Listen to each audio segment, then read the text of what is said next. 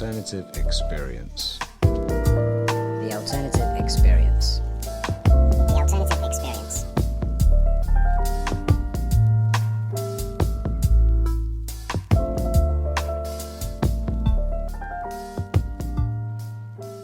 Hey everybody, Nicky Joe here. Welcome to another episode of Alternative Experience. So today I want to talk to you about my journey with Mother Ayahuasca, for those of you that don't know that phrase.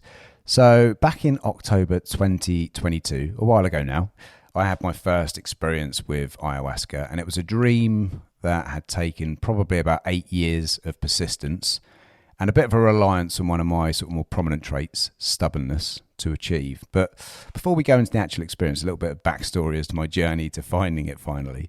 Now in 2014, as many of you will already know, I was stuck in a job that I hated. It paid very well, afforded me a lot of financial freedom, but it really was draining the life from me. Now, every spare minute that I had was spent trying to think of any other sort of way that I could make a similar income so I could get away as soon as possible. But that was the wrong problem for me to try and solve. And as such, I remained in this, I call it a self-imposed financial prison for another 4 years. Now, one byproduct of, I'd say my desperation, I suppose. Yeah, desperation is definitely a good word to explain it. I would spend a lot of my sort of free time in the evenings, like a lot of people, scrolling online, but I was trying to find inspiration, or more honestly, kind of the magic formula to solving all of my problems. On most occasions, this would inevitably lead to two outcomes: a late night, obviously, so tiredness the next day, and of course, disappointment as I failed to find the secret to ultimate fulfillment. I'm sure there's many of you out there that can resonate with what I'm saying there. Now, in fairness, looking back, this was always completely doomed to failure. There was no chance I was ever going to find what I was looking for. I didn't even know who I was. So what the hell was I going to be looking for? You know, I just didn't have any clue on that in hindsight. But obviously I was desperate. I was just searching left, right and centre.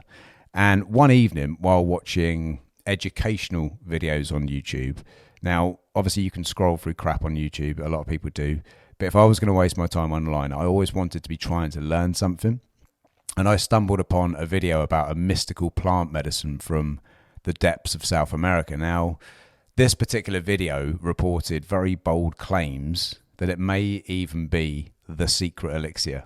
Now, the indigenous tribes that used it said it was kind of the secret to ultimate happiness, the dissolution of ego and the discovery of the self in the truest sense of the word. And it really sort of connected you back with nature and the earth around us. Now, it was explained as so powerful, in fact, that if you took it, you may even create absolute chaos in your life as you kind of give up all of the things that you've, I suppose, misplaced importance upon up until that point. People were leaving careers behind, changing their social circles, and even in some instances divorcing partners. And I was really intrigued. In fact, after just a 1 hour video, I was a bit more than intrigued. I really wanted to know more. This was kind of what I've been looking for, at least in terms of my work life. I wanted either a pill, a piece of advice, an epiphany, or even, I suppose, an unexpected sort of opportunity that would just change the trajectory of my life. And this seemed to tick a lot of the boxes, at least in its claims. So I set to work trying to research this mysterious plant further. Now, initially, I tried to look at acquiring myself some and see if I could experiment on my own, but it quickly became very clear that wasn't how this medicine worked. Obviously, it's very, very much to do with the entire ceremony, the ritual, the music, the chanting, everything above, etc. So I obviously scrapped that.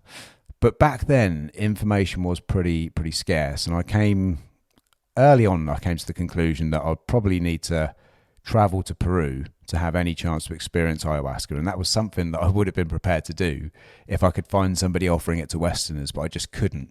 For about 3 years, I searched everywhere, high and low, but I couldn't find anybody that was kind of opening this mystical therapy up to the outside world. Apologies. Just needed to wet the whistle. It was, I suppose, a secret that I'd kept for thousands of years, so I could really understand why the indigenous were being so protective. It was also illegal across the majority of the Western world. And I suppose as such, you're not going to have it plastered all over the internet, especially at that time. Now, after many, many false leads and sort of like disappointments, I kind of gave up. I was starting to think this mystical plant would remain just that. However, in 2019, I started to see a lot more people talking about the same plant medicine. And what was more is they were sort of actually posting their experiences on social media. It seemed to have somehow been opened up to become a little bit more accessible to the outside world. So my mission was kind of back on. So I registered for as many events as I could find. I just kept missing out on sort of spaces. I suppose such was the interest in it.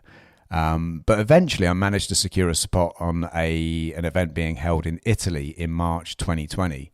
So I was properly excited. I couldn't wait. I was excited that this 6-year itch was finally going to get scratched. And I built it up so much in my head that I just knew it was going to be so worth it. Then as 2020 approached and began, and the event sort of got closer and closer, as you can imagine, my mission was about to be derailed at the final hurdle due to the arrival of let's think about the senses, a new form of influenza, the enforced shutdowns, and subsequent sort of travel bans that came along with it.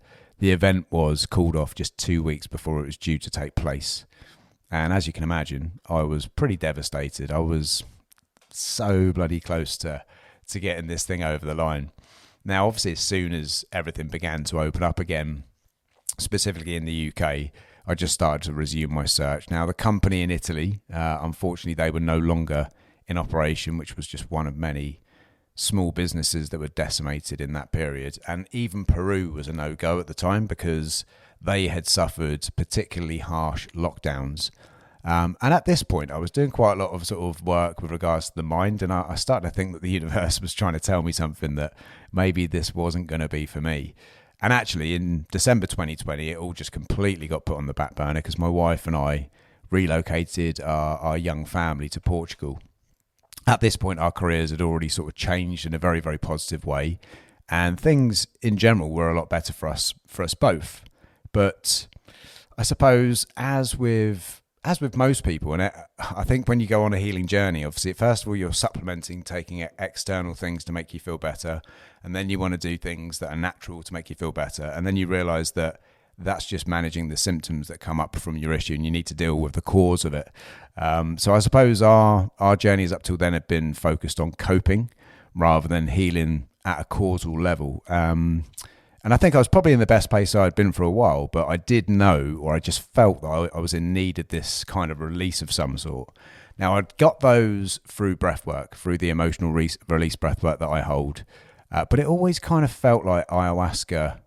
I had this little ayahuasca monster speaking to me really quietly from the depths of my mind, almost kind of like he was keeping tabs and kind of keeping in contact for whenever the time was finally right. So I can't really explain that, but subconsciously I just knew that at some point it was going to be an inevitable step in my sort of journey. So at that point I just decided, you know what, I'm going to stop putting any pressure on it. I'm not going to force it anymore. It's going to happen when and if the time is right. So let's just take the pressure off and forget about it. And in September 2022, amazing, I got a call from a friend asking if I was interested in taking a space at a 2-day ceremony the following day. Someone had pulled out at the very last minute due to illness. Now, there were a few caveats. This was one of those ceremonies where there's sort of like entry rules. I wasn't allowed to have drunk alcohol, eaten meat, or taken any drugs whatsoever, including cannabis, in the last 24 hours. They were very strict with their policy. Now, obviously, I could have lied. I could have said, no, I've not done any of those. But I just thought, what's the point? It's not the right energy, really. I was tucking into a steak as we were talking. I'd already drank a couple of beers because the sun was out and I'd been working in the garden. And don't even ask me about the cannabis consumption. That was, at that time in 2022, a cast iron guarantee. And I think my friend knew that as well. So I just said, look, can't do it, mate. Thank you very much for the offer. And without sort of making a big sort of thing about it, I just moved on. But it was yet another opportunity that went begging. So that approach obviously worked. The universe really does have a strange way of working, is what I'd say. The very same week, a wonderful person that I'd met in the natural health space informed me of an upcoming ceremony that was due to take place only a few hours up the road from me. Now, all I had to do with this one, the only sort of caveat was I had to pass a psych exam. But if I did that, it looked like my experience was finally going to happen. So again, very relaxed about it. Had my Zoom meeting with the certified psychiatrist. Obviously, I was very confident I had nothing to worry about. I will say her line of questioning did actually get me a little hot under the collar. I was quite surprised, but that is the point. They do need to push you a little bit just to see how headstrong you are. This is extremely powerful medicine. And obviously, the legality is a little bit squiffy, and I'm sure that obviously insurances, etc., are obviously a bit of a minefield. So I could understand why it was so in depth. And like I said, I did that and got through it. Now, for the week leading up to my experience, I deliberately abstained from alcohol and meat, even though it wasn't a requirement. And in fact, in the last 48 hours, I actually fully fasted. So yeah, I was just taking in water for that 48 hours. I did still smoke weed. It would have taken a very brave person to take that away from me at that particular time. But that week really, really dragged on. I was nervous. I was kind of obviously really excited. But by Wednesday, I just wanted to be at the ceremony. I meditated for 2 hours straight every single day just to try and prepare my mind for, potential change. I set some intentions, which in hindsight had a very, very good effect on my long-term sort of experience. Not so much the actual event itself. Probably, I'll explain it in a bit, but it kind of probably hindered the experience in the time. But again, very, very beneficial further down the lines. Then eventually Saturday rolled round, the big day.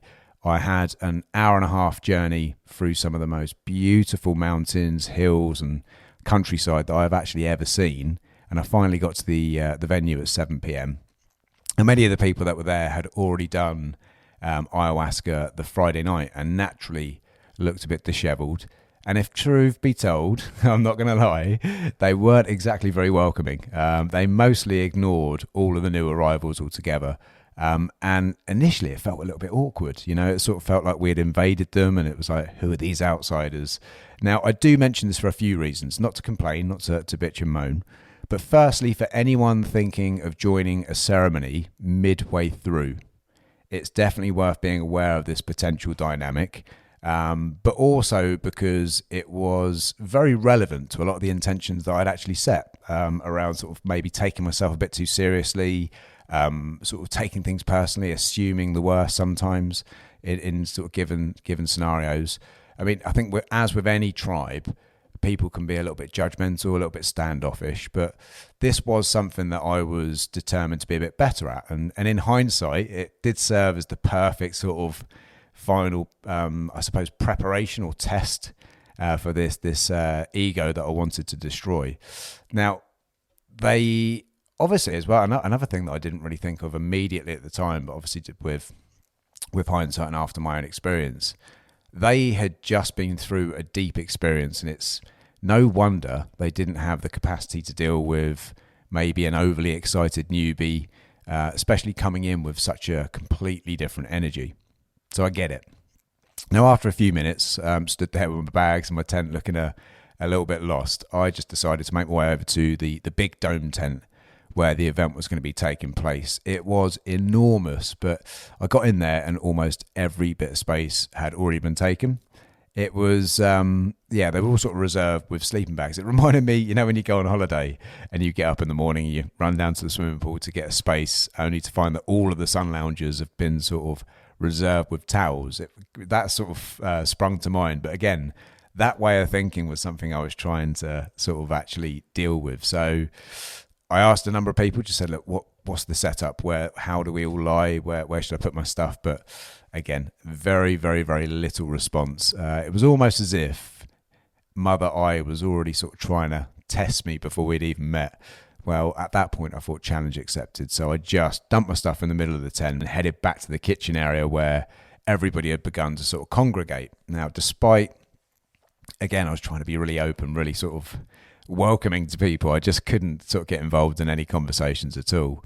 But luckily for me, it wasn't very long before another 3 newbies arrived, and they looked equally as lost as I was, and we all sort of struck up a bit of a conversation. Now, the first person I met was a lovely Welsh girl by the name of Angharad.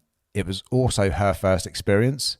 She was a lovely girl, and I could see that she was a bit scared about what was ahead. So I just made a bit of a mental note just to keep an eye out for her, whatever it was I was going to be able to do.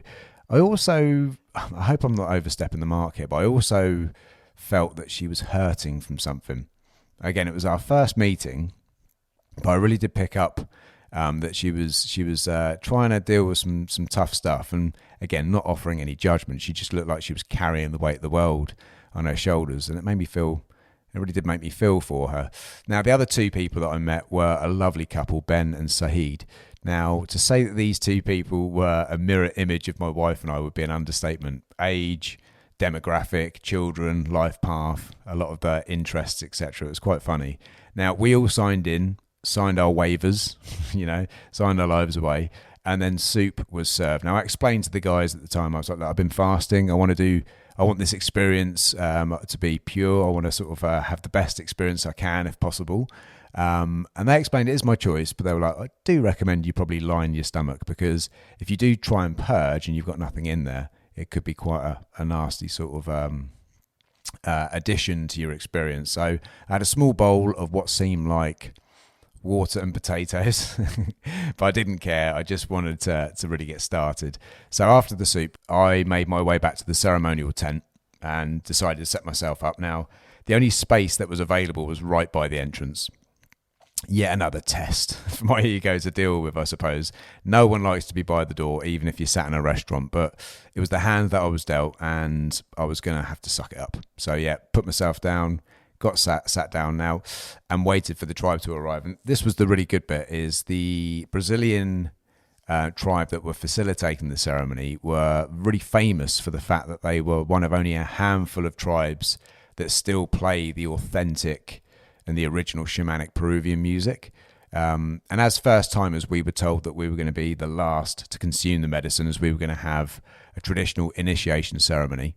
Now, this consisted of being blessed by the head tribesman with prayer, Palo Santo, frankincense, as well as having obviously our tribal face paint applied. Now, the energy in the earth from the moment I got in there was unbelievable. It might have just been my excitement, but it just felt so powerful. I was excited to be there, and due to that actual calamity of the last 8 years, I really was desperate to get started, as you can imagine. Now, when it came to my turn, I was offered like a tobacco experience. I don't know if anybody's used it. I keep forgetting the name of it, but it's very similar to snuff, and it's like a powdered tobacco which is blown up the nostrils using a ceremonial pipe with quite a bit of force. Now, I had watched a load of people before me sort of have it, and it just seemed to make them all sick. And every single one of them was holding their eyes as if they'd been sort of sprayed with mace. And I wanted my first experience with ayahuasca to be completely pure, so I went straight to the tea. I can't remember the exact taste. It has actually been 18 months since my experience, but I can't seem to shake the thought of, I don't know, like a deep, earthy, black sambuca. I can't get that out of my mind. It might just be that it was similar. It might just be because they're both dark drinks that taste relatively awful, but I know it had a very powerful flavour, but I didn't care. Down the hatch it went. And by this time, such was the size of the queue, there were already quite a few people that were quite deep into their experiences. Now, for anyone that's not aware, this includes a lot of moaning, a lot of groaning, in some cases crying, laughing, and a whole lot of vomiting. Yes, this purging is very, very normal, and I was expecting it, and I was wondering if I was going to experience it. But it can be quite disconcerting to a straight person that's about to embark on the same journey for the first time. But I was kind of unfazed. I downed the tea, wiped my mouth, returned to my spot, and got ready for the fun to begin. Just by complete chance, no doubt out of necessity due to the lack of space, but Angharad, Ben and Saheed had chosen the spots either side of me, which was quite nice because I didn't feel that I was going to be alone. Not that I went there to be part of a group, but it was nice to have a little bit of support. And after around 30 minutes, all three of them were clearly experiencing the effects that, and these effects seemed to get prominent very quickly. You know, they seemed to accelerate, but I was still unaffected. Now I was actually actively sitting there looking in shadows and sort of patterns on the earth in the hope of trying to bring out visuals or any sort of feeling that might kickstart my journey. However, 60 minutes passed, and as the final cup of round one was consumed, I was still completely unaffected. Now I began to worry because there is reports of rare individuals that just aren't affected. They're immune to the effects of Mother Eye, and I was just wondering, is that going to be me? I suppose it would have been a really fitting end to that sort of 8-year debacle, but I had nothing to worry about. While I may have felt completely straight, as soon as the last cup was consumed, the actual ceremony began. Now the soft kind of background music that was being played suddenly became very different, beautiful, repetitive, deliberate. So chanting, deep drumming, and actually some of the most beautiful guitar playing I think I've ever heard. Again, could be the medicine, could have actually been the guitar playing itself, but it was beautiful. It actually felt like the music was sort of directed at me, speaking to me, I suppose. I can't really put it into words what I mean, but it seems to be sort of directing my focus, sort of trying to get me onto the journey. And actually in a matter of moments, everything went from 0 to 5 million. It just went poof, and everything kind of hit me.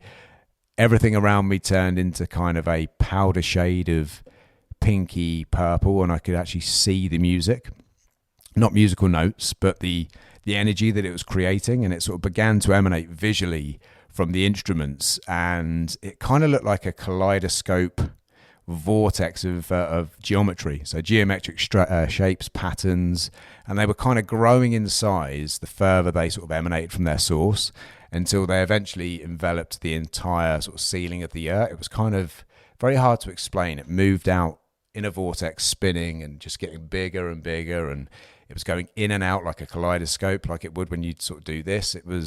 It felt like absolute heaven. The sound and its visual companion, I would say, felt as though they had kind of a direct connection to my heart. And the more they played, the more love, the more warmth, the more experience and beauty that I kind of felt. I remember I began to laugh a lot. And at this point, it was the best laughter. It wasn't quite uncontrollable, but it was definitely really deep belly laughter. And while I kept trying to think, what am I laughing at? Trying to think, what is it that's making me laugh like this? I couldn't think of it, but in my mind, it felt like it was completely normal. It was completely natural. It was bliss. And it was a bliss that my mind was telling me that I knew that I should enjoy and that I actually deserved. It was really strange the way your mind does all the work, but it's like it's being spoken to by the ayahuasca to think of things differently to like you would in your normal everyday setting. Now, every now and then the music would stop. Either they were sort of changing an instrument or somebody else was singing. And when that happened, everything immediately lost all of its colour, all of those warm feelings went with it. And it would, I wouldn't say it turned into a dark experience, but it immediately felt a lot less vibrant, a little bit grimy. Think about the old days. Let's say you were out clubbing and you get to the end of the night and the music goes off, the lights go on. You know, it feels a bit grimy, a bit empty, a bit cold. But that would only be very temporary until the music began. And again, the kaleidoscope vortex, the colours, the love, the energy, this complex geometry, which I just really focused on and still see to this day, returned immediately. Now, at this point, it felt very similar to most of my previous, maybe recreational experiences with certain psychedelics. The visuals were amazing. I felt amazing. Literally every part of my body felt amazing, internally and externally. I was laughing a whole shed load, but I couldn't help sort of thinking, where were these lessons that I'd heard so much about?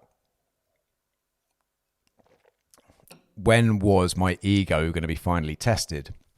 After about 2 hours, they prepared another round of tea for anyone that wanted the second dose. And while I was really enjoying my experience, I still felt like I had a little bit too much control. So I was prepared to have a challenging experience if I had to, if it meant real lessons could be learned. So I was like, yeah, I'm going to go for my second. And while I was waiting in line, this was another thing. When I was waiting in line, the visuals here, I was watching the band, but I could visibly see kind of like their spirits around their heads, kind of like floating, hazy, dusty sort of energy around them.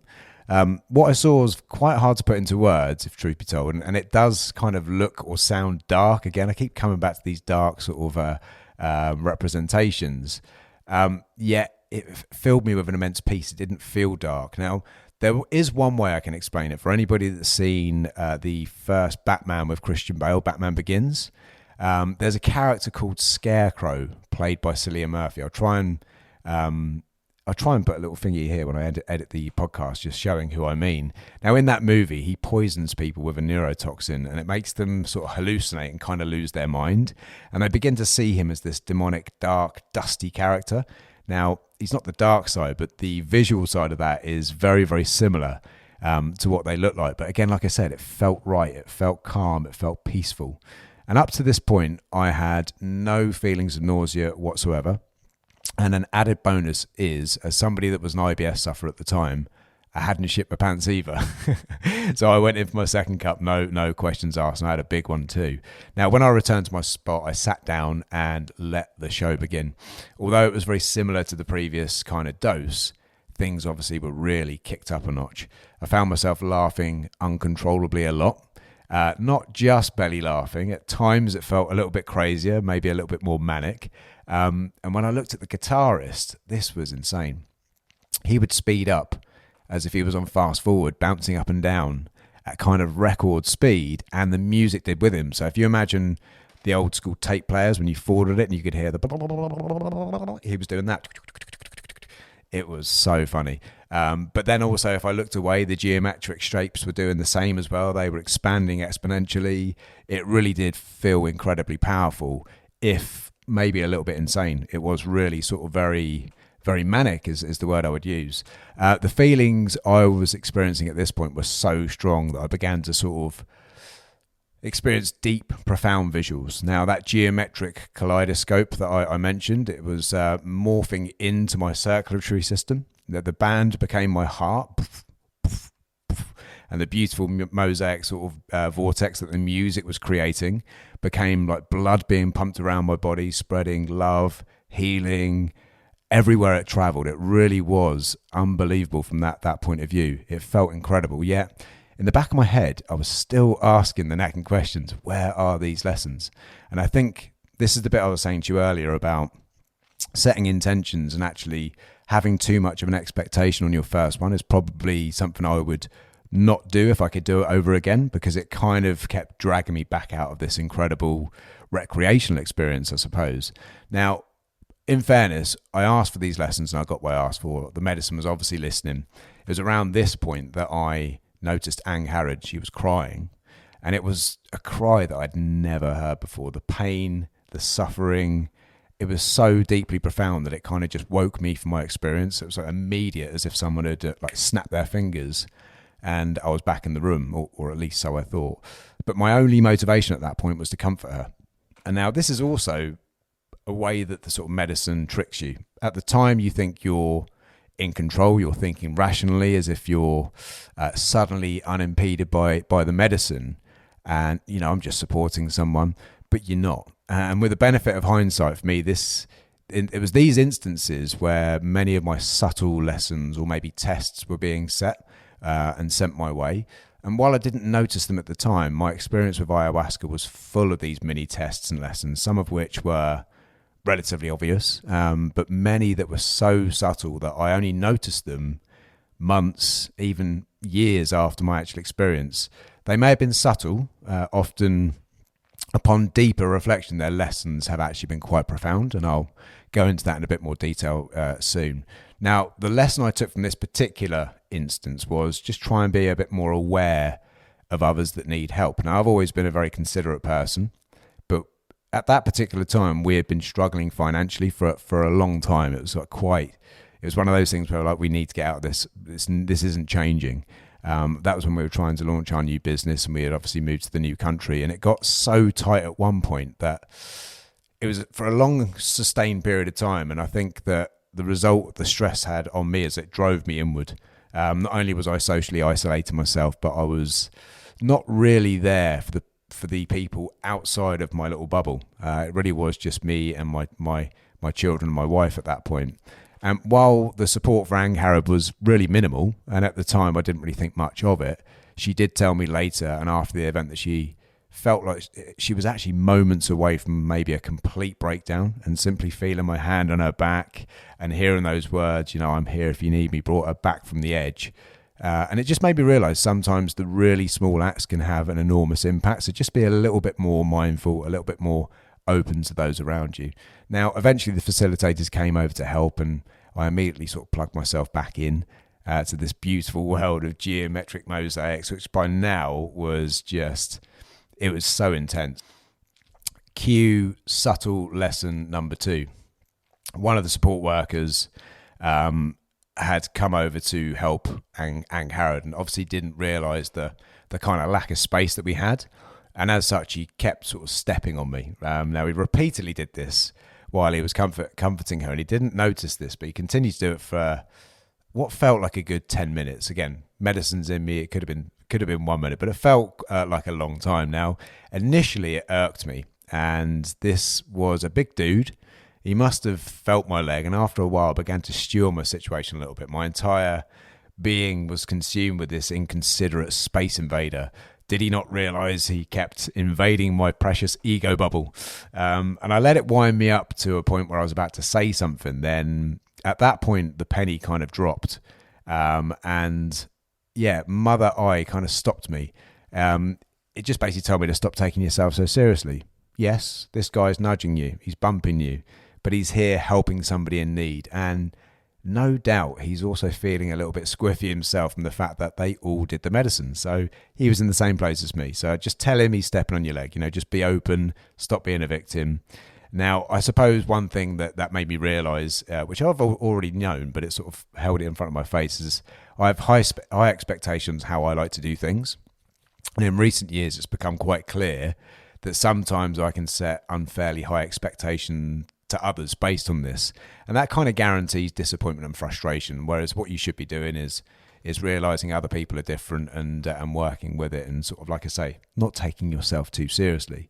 Now, the third lesson that I'll write about is an ongoing conflict that I was having throughout much of the experience. Now, I kept laying down in my sort of sleeping bag, closing my eyes, and going really, really deep in my experience. And this was incredible. I was allowing myself to lose control, and it was taking me to places that, again, they were just so enjoyable. But then I'd only keep waking and sort of like seeing others sat up, other people were dancing, and I'd become sort of like feeling really guilty. I was like, I'm being lazy. I'm wasting my experience. I should be up dancing.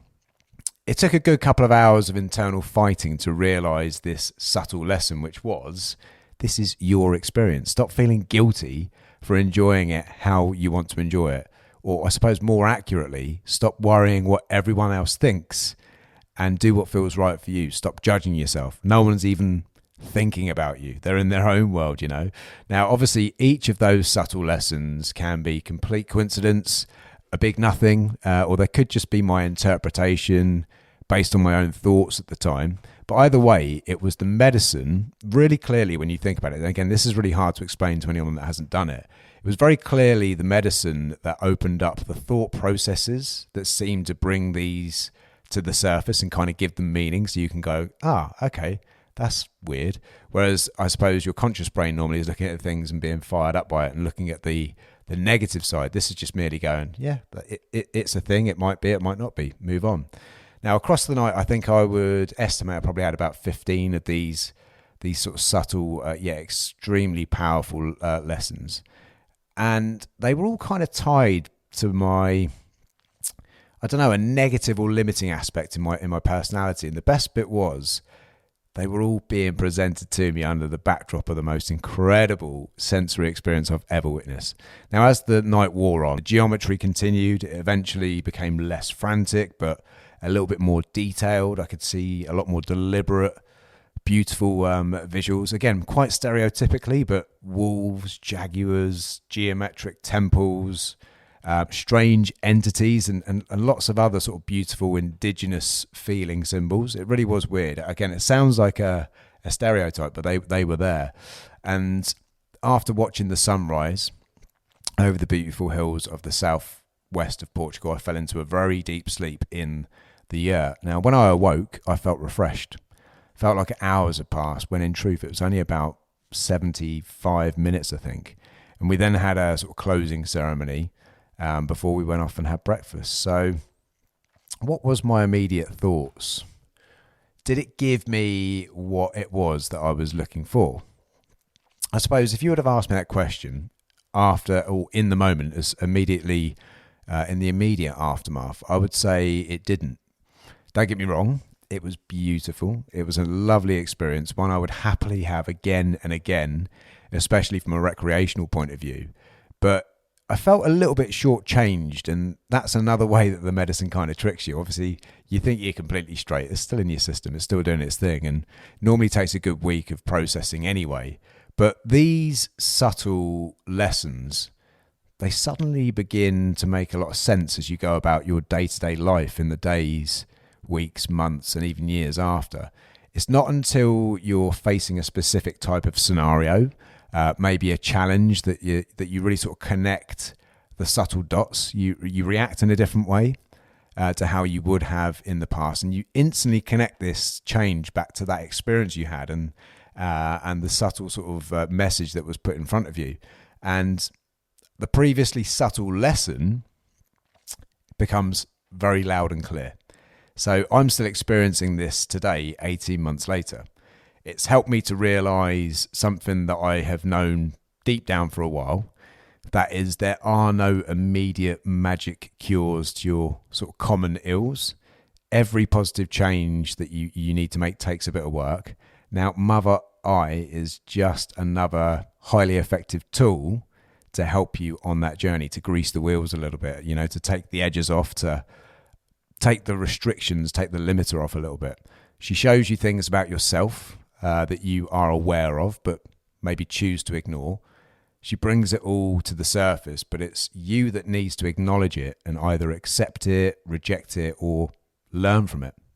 Sure, I think maybe with a better understanding of this medicine, you could probably expand on its effects and the experience that you have. And that might be why so many people rave about their second and third experiences. But for a first timer, I would strongly recommend going into it without any preconceptions or expectations that might affect it. And that way, what you're going to have is you're not going to be subconsciously trying to control or judge your experience. Like, this isn't happening. Why is this not going on? That was one of the negatives that I had, that I created myself. I suppose what I'm trying to say is remove any and all resistance and just go with it. Write everything down after.